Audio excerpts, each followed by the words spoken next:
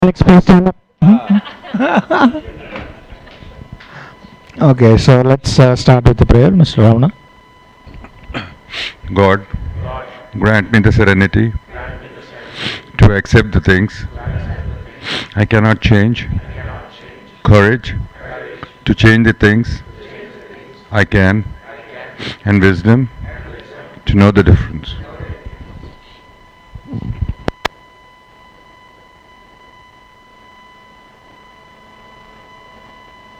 So we'll continue from our previous session of Jody.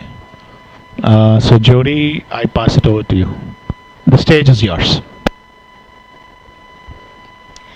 So we left off at Tradition 9, which says AA as such ought never be organized, but we may create service boards or committees directly responsible to those they serve. Okay, ఏ వ్యవస్థ వలె ఉండరాదు, కానీ తాము సేవ చేస్తున్న వారికి నేరుగా బాధ్యతను వహించే సర్వీస్ బోర్డులను లేదా కమిటీలను ఏర్పాటు చేసుకొనవచ్చును. So in that sense, we're talking about that there's no organization when it comes to, there's no rules. Well, actually, I found out there's 3, but there's no rules in Alcoholics Anonymous. Within the steps, you don't have to take them. The traditions, you don't have to apply them. There's no one to make, there's no AA police to enforce that we're doing these things. They are really, truly suggestions only, like I've discovered in the driving in India. Like the stoplights are a suggestion, the lanes are suggestion, it's all suggestion only. There are, however, spiritual laws and consequences. So if as an individual I don't adhere to these spiritual principles, whether they be the steps or whether they be the traditions, I pay the price spiritually, and I'll get natural consequences. But we do organize when it comes to service opportunities, and we delegate responsibilities to members of AA to hold commitments and fulfill positions and serve the group and each other. Sometimes I come across members in AA who want to just leave everything to chance. It's like, oh, it'll happen. Oh, it'll be somebody will step up. And simplicity to the point of chaos is not simplicity. The question I ask myself in this tradition is, do I realize that serving should come from a place of humility, that it's my privilege, and that it doesn't make me the boss? Tradition 10. Alcoholics Anonymous has no opinion on outside issues, hence the AA name ought never be drawn into public controversy.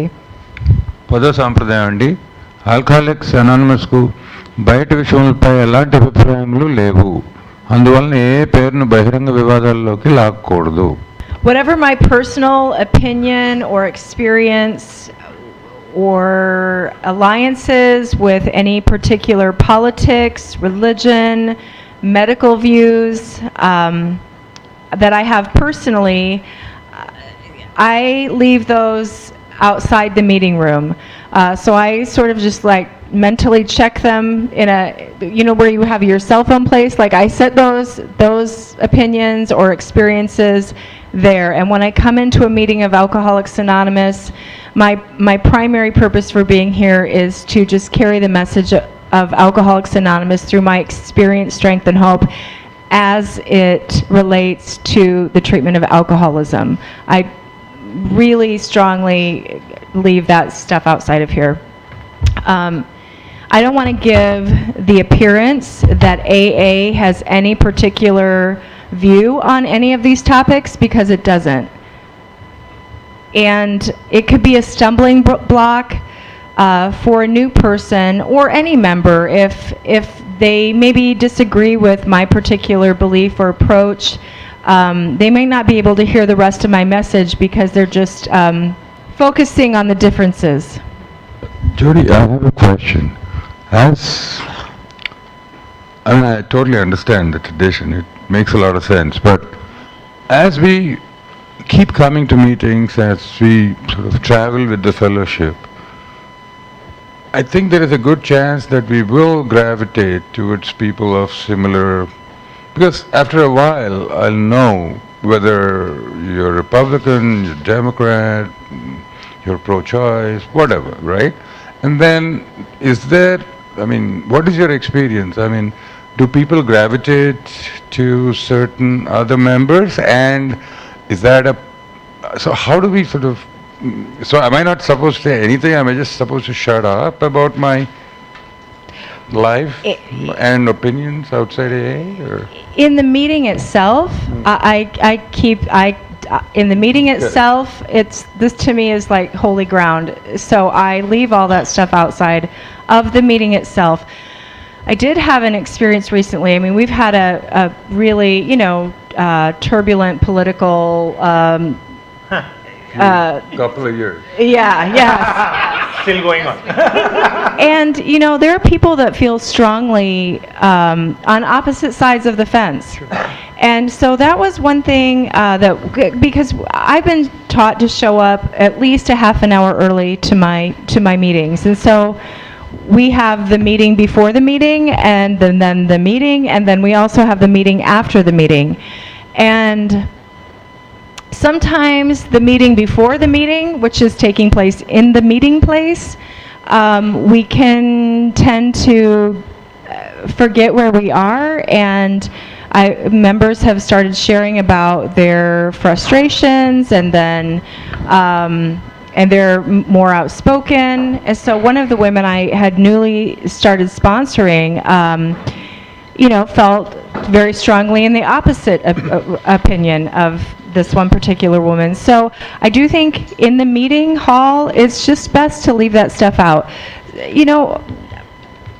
I know where my sponsor stands. It's on some things. I don't know about other things. I mean, it's okay to share that stuff. I have known Julie for a long time, and I really don't know where she is on any of those issues. There are other people. Is that because of choice? I mean, have you chosen not to talk about those things, or you just happen not to talk about them? It's just never come up. Okay. Yeah. So if you talk AA. Yeah. No, we talk about life. We talk about all kinds of stuff. There are some women.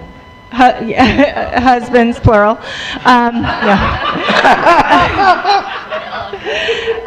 So there are some people in AA who know what my political tendencies are. Yeah. There are some people who don't. And I have relationships with people in AA, profound, deep relationships that we have very different beliefs. It doesn't seem to matter.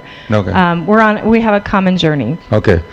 So the question, just to ask myself, is, am I being sensitive to that? Not only during the meeting, but during the time in the meeting before the meeting, if it's at the meeting place. Does that make sense? Mm-hmm. Okay. Tradition 11. Our public relation policy is based on attraction rather than promotion. We need always maintain personal anonymity at the level of press, radio, and films.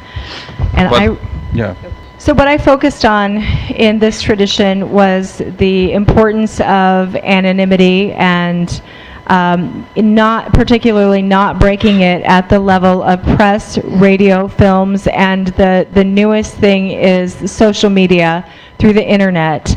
GSO does have specific guidelines about how to use these. I mean, you can, and I'm not on Facebook or any of that stuff, so I'm not as familiar as maybe more technically advanced people are, but I think there's a way to do it in which it's safe if it's like password protected, that type of thing. But just general Facebook postings about being a member of AA or pictures with including being a member of AA are absolutely in violation of this tradition. So anonymity గురించి చెప్పారండి. బేసిక్గా ఏంటంటే anonymity మనం especially internet మీద మాట్లాడారు. ఇంకేమైనా miss అయితే చెప్పండి రావణ్ గారు. సో ఎనానిమిటీ ఇంటర్నెట్ మీద మాట్లాడారు. ఏమన్నారంటే మనం ఫేస్బుక్లో ఎన్ని చోట్ల పోస్టింగ్లు చేసేస్తాం కదా, ఇష్టం వచ్చినట్టు పోస్టింగ్లు చేయకూడదు. ఎలా అంటే పాస్వర్డ్ ఒకటి ఉండాలి ఫస్ట్ ఆఫ్ ఆల్. ప్లస్ వేరే మెంబర్స్ గురించి మనం ఓపెన్గా పోస్టింగ్లు చేయకూడదు ఆన్లైన్. ఏదైనా ఫస్ట్ రిక్వైర్మెంట్ పాస్వర్డ్ ఉండాలి, మీరు ఏ అకౌంట్ అయినా సరే, ఫేస్బుక్ కావచ్చు, జీమెయిల్ కావచ్చు, ఏదైనా సరే పాస్వర్డ్ ప్రొటెక్టెడ్ ఉండాలి. ప్రపంచం అంతా చూసే విధంగా మొత్తం ప్రపంచం అంతా చూసే విధంగా. అంటే నేను ఒక ఎగ్జాంపుల్ ఇస్తాను. ఫేస్బుక్లో మొత్తం వరల్డ్ వైడ్ వెబ్ చూడొచ్చు, లేకపోతే ఉత్తిని ఫ్రెండ్స్ చూడొచ్చు, లేకపోతే ఒక గ్రూప్ చూడొచ్చు మీరు పోస్ట్ చేసేది. మీరు అలా కూడా పోస్ట్ చేసుకోవచ్చు. కాకపోతే అసలు అదే you should post it so that everybody non A members కూడా చూసేసి దాని అనానిమిటీ బ్రేక్ అయ్యేలా. So I will give you personal experience of mind, if that's okay with you guys. I believe if you're, and again, I don't participate in online meetings, so I don't have any experience with that. Okay. I do think GSO addresses that. I don't have any experience. But like you said, I think GSO has clear There sort are- of directions on this Yes, stuff. yes. So maybe it's good to look at them instead of Yes, yes. us two debating. Yes, there are clear guidelines, and I have read them. I just don't have them in front of me, and I don't have the experience. So, We'll get there. okay. The other side of anonymity, Dr. Bob talked about in Dr. Bob and the Good Old Timers about he felt like we could also be violating this tradition if we are so anonymous within Alcoholics Anonymous that we don't know each other's names. So, by going by aliases or nicknames, we can also be violating that tradition. So, I use my first and my last name when I introduce myself in meetings of Alcoholics Anonymous. When I am when I'm going to the detox, when I've gone to the jail, when I've gone to the treatment center, when I've talked in schools, when I've talked to psychologists, in those settings I use my first name only, and that's also a guideline by GSO. But when I'm in a meeting of Alcoholics Anonymous, I do not want to be anonymous. I want you to be able to find me. So 2 examples of my experience with that are, in my country, Jody is not that common of a name, but I was in an AA meeting in my local community, and there were 3 of us right in a row. Three Jodys. Jody alcoholic, Jody alcoholic, Jody alcoholic. And so I want you to be able to know which Jody you're talking about without having to give a complete physical description of me. That could be awkward. The beautiful Jody. Oh, yeah. I'm definitely staying. Okay. And then another experience. My husband at the time was also an AA member, and he had a business that we ran out of our home, and I took the calls, and sometimes members of AA would call for this particular service, and of course they knew who they were calling because they were calling me, but I didn't know who they were, and they might say, "Hey Jody, this is Bob from AA." Well, that might narrow it down to 15 Bobs. And then, okay, Bob, which Bob? Oh, I go to Last Chance Group. It's like, okay, that narrows it down to 10 Bobs. And then it just was like, okay, so are you the tall Bob, the short Bob, the bald Bob? It reduces all of that rigmarole. Yeah. We have words. Tradition 12, and we're almost done. Okay, so on this 11th, I don't know if it's 11th or 12th, but I was talking about taking pictures at meetings like this and conventions in general. Or you want to do it later in the question hour? I'm okay. Question hour. Okay, we'll take a list. Thank you. Please read out. Okay. Tradition 12. Anonymity is the spiritual foundation of all our traditions, ever reminding us to place principles before personalities. 12 సాంప్రదాయం అండి. వ్యక్తిత్వముల కన్నా నియములు ప్రధానమని ఎల్లప్పుడూ మనకు గుర్తు చేస్తూ ఉండే గుప్తత మన అన్ని సాంప్రదాయాలకు ఆధ్యాత్మిక పునాది.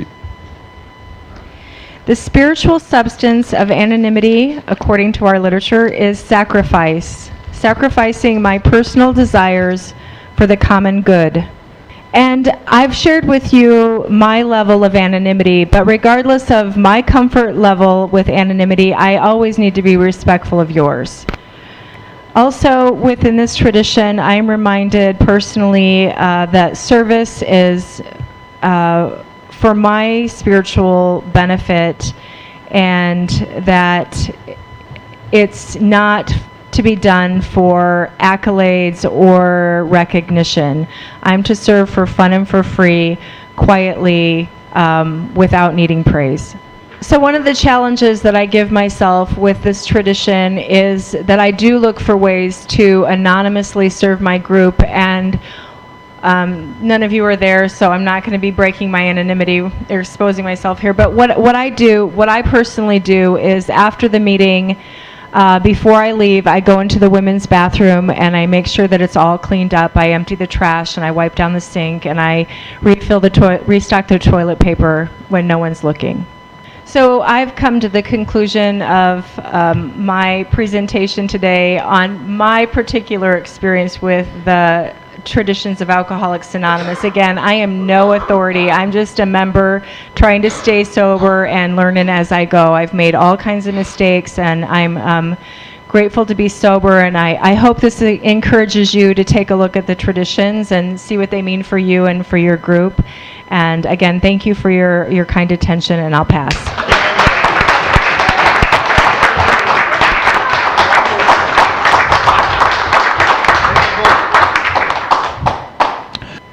Srinivas sir, question mark?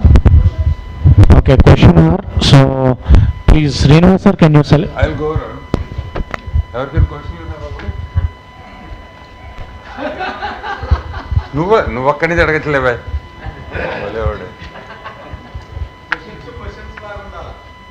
Correct బాగా గుడ్ ఈవినింగ్ ఫ్రెండ్స్, నా పేరు జస్వంత్, నేను తాగబోతు. మేము ఒక 6 మిత్రం కలిసి ఒక గ్రూప్ స్టార్ట్ చేసామండి. సో అయితే ఇప్పుడు అందులో నేను ఒక్కడే మిగిలాను. నేను ఒక్కడనే కూడా మీటింగ్ చేయటం జరిగింది. అయితే ఎగ్జాక్ట్గా నేను 7కి స్టార్ట్ చేయటము, 8కి క్లోజ్ చేయటము చేయట్లేదు. అంటే కొంచెం అటు ఇటుగా అంటే నాకు అవకాశాన్ని బట్టి చేస్తున్నాను. ఇది రాంగా రైటా జిమ్ గారు? Okay, his question is directed towards you, Jim. So he is chairing a meeting, and he is not. Sometimes he closes it late. He started a meeting with 6. It's now down to 1. That's just him. But he still persists in doing the meeting between him and God. But the only point is sometimes he fails to maintain the timings. So sometimes he comes a little late, sometimes he leaves a little early. Is that wrong, right? Is the meeting listed in some sort of directory or in the newspaper with the times? Not yet. It's a recent meeting. Okay. If it's a recent meeting, one, it's very good to be there, and you never know when an alcoholic could show up. And you can be there, and I love the idea that you're never alone at the meeting because you're there with God. I think it's important to really, as much as possible, to be there at the stated beginning time, because somebody may show up, and if there's nobody there, they will leave. I travel a lot, and I look up meetings online and in directories, and I will go and try to find the meeting, and unfortunately many times nobody is there, and I don't get that chance to connect. So it's not wrong. I mean, the meeting is guided by the group conscience, and it's ultimately what the best you can do is always good enough for God and Alcoholics Anonymous. Okay, so basically he started a meeting, and the venue or the premises for the meeting is a local hospital. And the meeting is not yet grown enough in size that there's a real kitty going or anything of that sort. So the hospital has not asked him for any sort of rent, neither is he currently offering them to pay any rent. However, by essentially using their premises for free, are we accepting some sort of a contribution from the hospital in violation of the seventh tradition? In my experience, and again, this is just my experience, I have been a member of a group that's very small and larger groups, and we usually try to give something. So, I don't know what the equivalent is, but at one of the meetings, we paid $5 a month to utilize their service. So we weren't paying a lot and probably not enough to cover the expenses, but we were giving something. The whole idea of violating a tradition, I have a lot of experience in this. That's why they keep handing me the microphone. I used to use the traditions as weapons to cut people up and as weapons to hurt groups, right? And I was always looking at the letter of the law.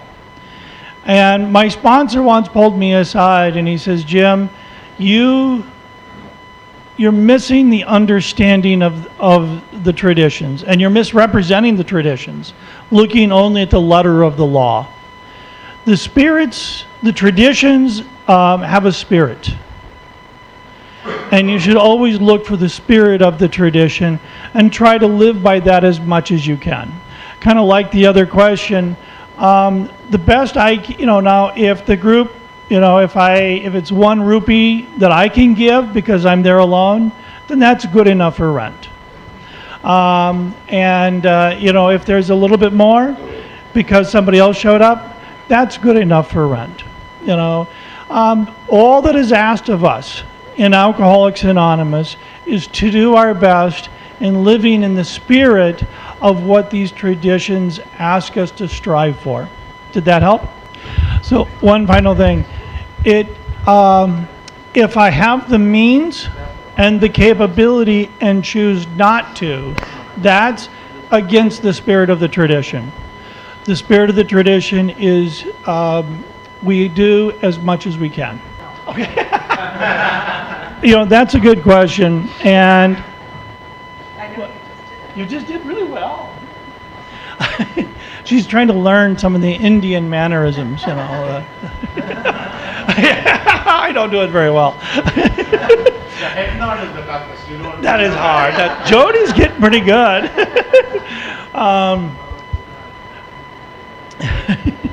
But I've been a part of a group where we were renting a room from would refuse any kind of payment, right? And so the group looked for other ways, right? For example, here about a month ago, one of the meetings we were at actually came in and we cleaned the carpets for the place. So they were nice and clean and very pretty for them to use. I've been in other groups where we've, cleaned some of the rooms or fixed some of the things, like the lights were out or the fan didn't work. So there's other ways to try to give back to the place we were at. And I think if we kind of brainstorm and think about it, oftentimes we could come up with something that could be helpful to them in a non-monetary way. So wherever possible, the best option is to avail the premises that are freely given, and seeing it to the extent where the name of AA would not be misconstrued or misutilized by the place. So we have not paid any rent so far now, 30 years of AA in Vijayawada. And in fact, in the entire state of Andhra Pradesh, we conduct our meetings in premises that are freely given to us. Most of them are schools. They don't charge you anything. And then there are some churches, few churches. Of late, we are slightly moving away from churches because people now believe it has to be totally moved away from all kinds of religious places. But otherwise, none of us have paid any rent. Not so far. Not so far. It's only recently when we started a central service committee, we are now proposing to hire some kind of premises where we would be required to pay some rent. But otherwise, I still believe, and I'm really confident about this, plenty of space available, free of rent, free of noise, and free of any kind of, intrusion for anyone to conduct an AA meeting in the state of Andhra Pradesh. Help them. విషయం చెప్పేది అదే సాధారణంగా hospital suppose you find it difficult if you are in doubt about hospital premises, if you are in doubt of violating the AA tradition, the best option is to look around for other premises. You'll have plenty of them. You have many schools, many colleges, many institutes of public service.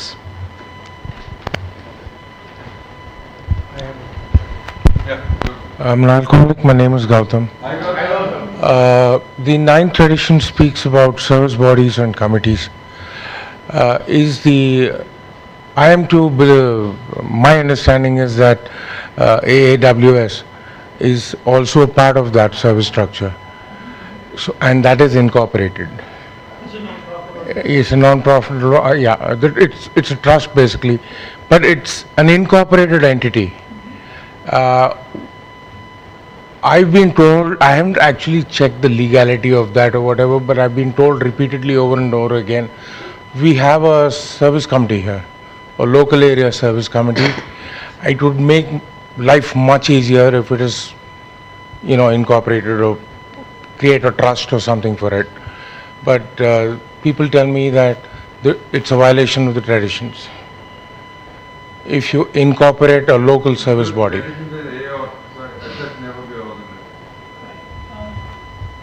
He has a local service office and he wants to incorporate it into law.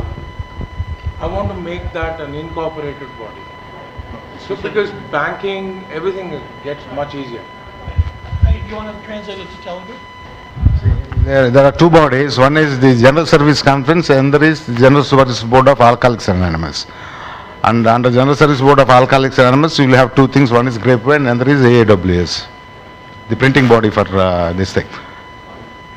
General Service Body of Alcoholics Anonymous is a legal entity. Of course, Grapevine is part of it. Is a legal entity. Its charter and bylaws are legal. That of General Service Conference, they are not legal. There is one legal, one is this. So you've got to translate it to Telugu? Yeah, okay. Yep. We have the open service company office in Hyderabad. Should we go ahead and legalize it? Yeah. Okay. It's a very good question. In the United States, there are parts of the AA service structure that are incorporated as nonprofit organizations. But because of the overhead of that, it only goes down to a certain level. So we have at the very bottom, or at, the majority of AA is at the AA group. And then a number of AA groups in a small geographical area is a district. And then a geographical area of districts are called an area. And the voice of Alcoholics Anonymous goes through that to the GSO and AWS. In the United States, an area is, for the smaller states in population, would be the entire state. I think Illinois, where Jody lives, is two areas, north and south. Minnesota is broken up in two areas. The state of Iowa, the entire state is one area. Many of these areas, those GSOs incorporated as a nonprofit organization because GSO ends up collecting a large amount of money, and dealing with large amounts of money, especially with publications and donations. They have paid staff members, so they are required by U.S. law to be incorporated. They cannot be unincorporated and be able to have paid staff members. What some of the areas have done, because they also handle very large sums of money, have also become incorporated. Now, southern Minnesota, the area that I live in, its budget for the of AA services there exceeds 5 million rupees per year. So it's a sizable amount of money. There are no paid staff workers, but they have felt that the extra administrative burden is worth having because there are advantages. Many financial institutions will not give us a checking account or a savings account unless we are registered with the U.S. government as a nonprofit organization. Now, at the group level and the district level, the overhead of accounting and audits and financial statements becomes too great, so they don't become incorporated entities because the overhead is too much. And so what they have to do is a member in the district will have to create a bank account in their U.S. Social Security number so we can actually do some banking, right? So it makes, in the U.S. laws, it makes sense down to a certain level because there's some advantages, there's some reduced pricing for software. They have computers at the area for keeping track of meeting minutes and meeting lists. And those are lower cost, so there's some advantages that way, but it doesn't make sense after a while. That also means that if an AA member contributes money to GSO, they can actually deduct it off of their taxes. Now, the banking laws and organizational laws of India can be very different at times. So this is a really good question. There is nothing in the traditions that says that we should not be incorporated, but we do want to maintain this spirit that we don't want too much structure controlling us, right? So it makes sense that groups and districts, you don't want, as much, you want to keep it as informal as possible because we're focusing on 12-step work and informing the general public and professionals about Alcoholics Anonymous. So it goes back to what is in the spirit, and setting up as a nonprofit in itself does not violate that, but how you work with that, and if you keep it small, keep the administration of that small, you're staying, within the spirit of us as an organization. I would encourage you, because of the differences in India banking laws and stuff like that, and you would definitely know, that's why I write GSO and I say, here's the question we have, what is your experience, what is your recommendation? And I write GSO on a regular basis, or I call them to get their guidance to help me, give me the best possible starting point. Because they can help me understand the facts, issues, and principles involved in making these decisions. Did that help, Gutham? Okay. Should we translate that? I won't be able to do it. Okay. The thing is, what I've understood from what you said is the decision to incorporate or not is based on practicality. There's nothing in the traditions that bars me from doing it. Correct.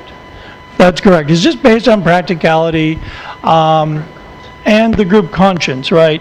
And that's something that's really important, and it was kind of subtle in Jody's comments, is each group is autonomous. So one group says that this is what I want to do, and another group says, well, I want to do it a different way.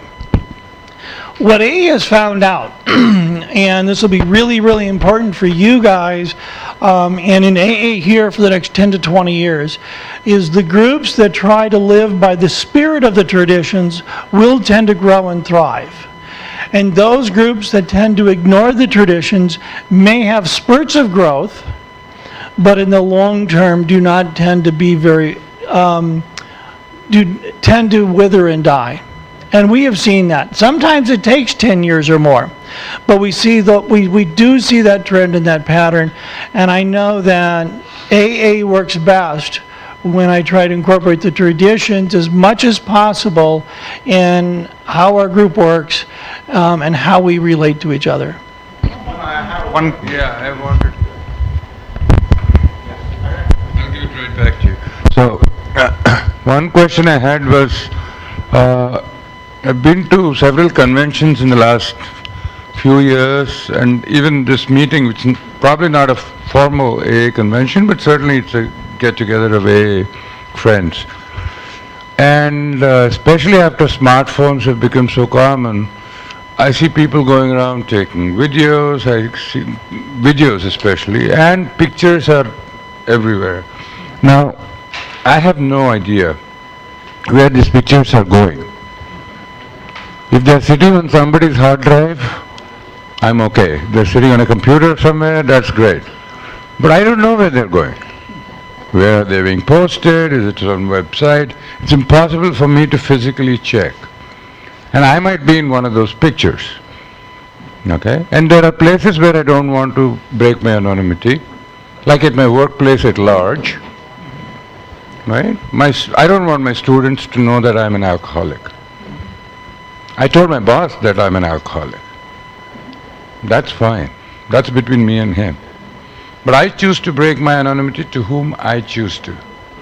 And isn't this like sort of becoming dangerous, and how do we tackle this? I know GSA has some guidelines, but in practice, how do you see this shaping up? Because I'm a little worried, not just because of me. I mean, at the end of the day, push comes to shove, I'll just stand up and announce that I'm an alcoholic. That's okay.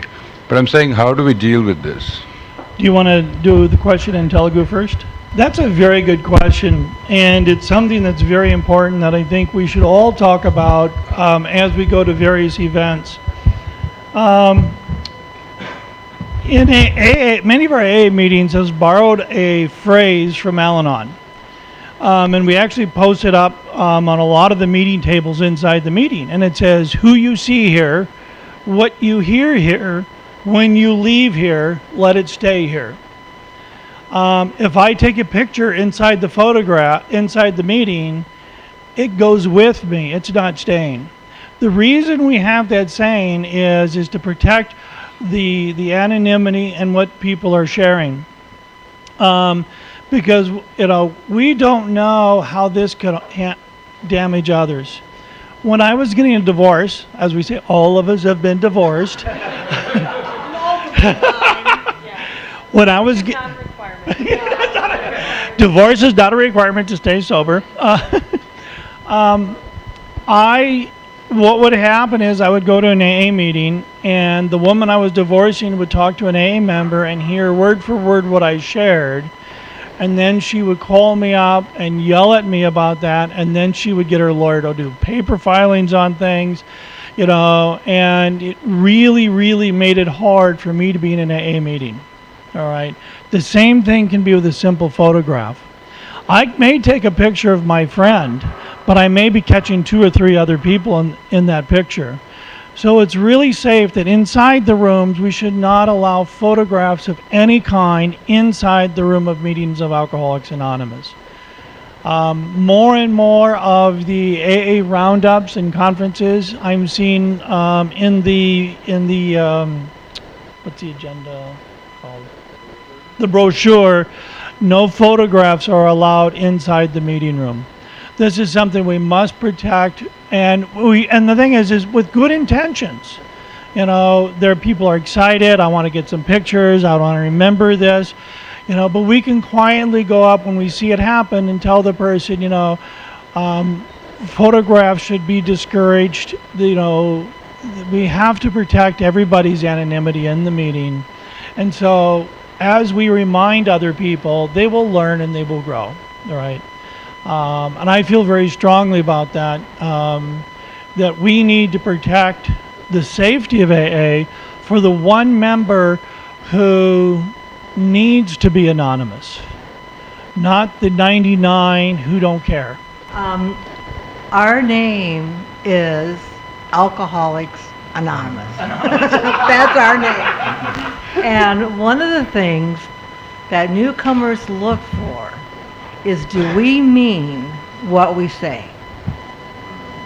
And they are watching every move we make. And we are asking them to trust us.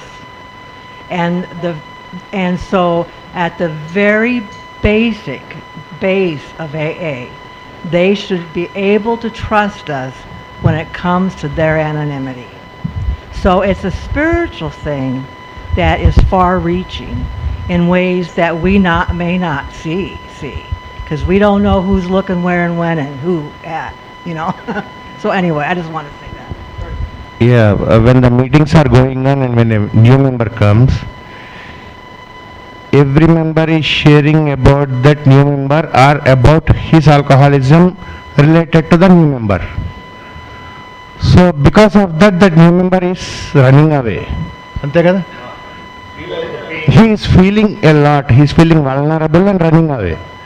So, how do you stem it out, or how do you stem it out? Second thing, he is feeling very vulnerable and embarrassing. That fellow, even it has happened that he has gone back and to his old ways, and he has started drinking also. So is this practice good in the meetings? Because everybody is concentrating upon the new member and sharing their ESH as if total focus is upon him. Okay. So, I think the thing he's saying is, there is a tendency to target the sharing towards the newcomer in the room, at least in our part of the country. And so when the guy comes, people get all excited, hey, we got a new pigeon. And so we're going to now capture him, sort of, if you mind my language. So basically the idea is now we sort of all get enthusiastic, puffed up, and we say, focus, focus, focus. Everything is focused at that guy. And sometimes this fellow gets rattled and actually feels even more vulnerable than when he came in, and he runs away and sometimes never to return again. Yeah, so too much of counseling, too much of advice, and too much of everything will be going on. It doesn't happen 99.9%, but 0.1% is there. It is prevalent here. Yeah? Yeah, that's a good question. And when a newcomer comes to a meeting, in the U.S., many meetings will do a very similar thing. So, and they do it in various different ways. Some meetings will just convert and people share about what they were like, what happened, and how they got into AA in their first 30 days of sobriety, that which is very relevant to the newcomer. Some meetings will actually spin off a special meeting just for the newcomer with a couple of AA members to kind of go through, and they can do it in a more of a small setting rather than everybody. Those are the groups that tend to be 150 or 200, but there is that focus of the newcomer and that enthusiasm. I've seen newcomers leave the AA rooms for many reasons over the years. The group was too large. The group was too happy. It intimidated. Our group, my home group, laughs a lot. We share openly and honestly, and we laugh. We laugh at ourselves. And some people said, that intimidated me, and I left. Now, the interesting thing is many of them came back a couple years later and talked about how that became attractive in the back of their mind. So newcomers will do exactly what we do naturally, and that is drink. I believe, and in my experience, that reaching out to them in any way we can, and the group having that focus, is a very good thing. And it saves the lives of a lot more than we lose. I know for me, I try to keep the fact at my first AA meeting I tried to keep it secret. That it was not I pretended that I'd been doing this for years. I was pouring coffee for other people at the meeting. I was welcoming them to the meeting.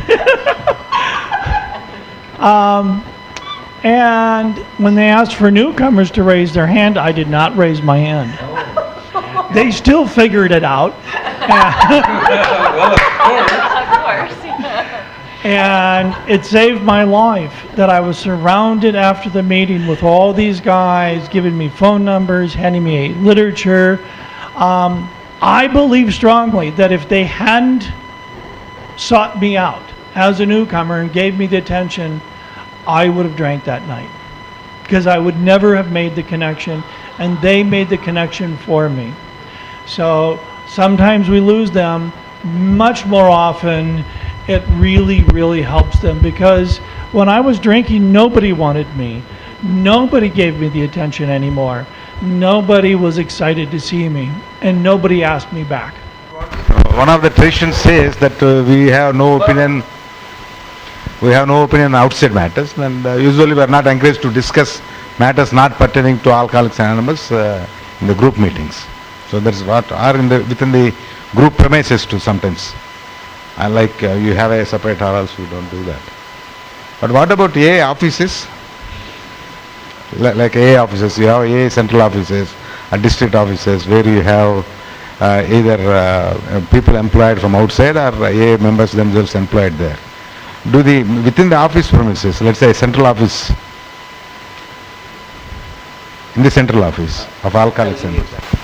His question is about whether this tradition is implemented in only AA groups, or it has to be implemented suppose in a GSO office. If we enter and they are talking about some political party, that can be done, or in any area committee office, district committee office, then they can discuss about anything outside issues, or they have to talk only about AA.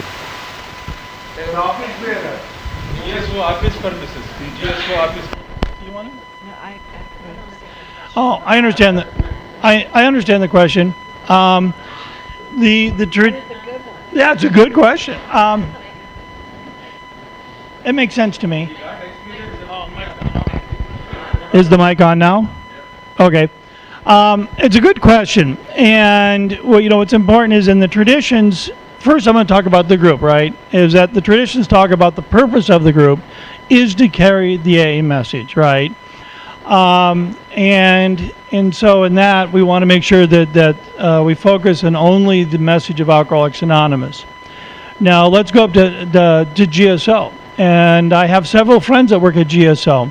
And their message when they are communicating to AA members, AA groups, and other people, non-alcoholics, always has to be the message of Alcoholics Anonymous. However, in the private conversations they have among themselves and chit-chats and at the water cooler can be about anything, right? So I think that answers your question, right? May I address that again? Please. Okay. No.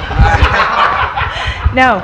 I didn't mean to give the impression that we only talk about AA in the meeting before the meeting or the meeting after the meeting or in our share. I mean, we just avoid the controversial topics. So we talk about life and our experiences and work, and it's just avoiding those controversial topics. Clash of opinions. Likely to be there. Definitely. Pray it again. God, grant me the serenity to accept the things I cannot change, courage to change the things I can, and wisdom to know the difference.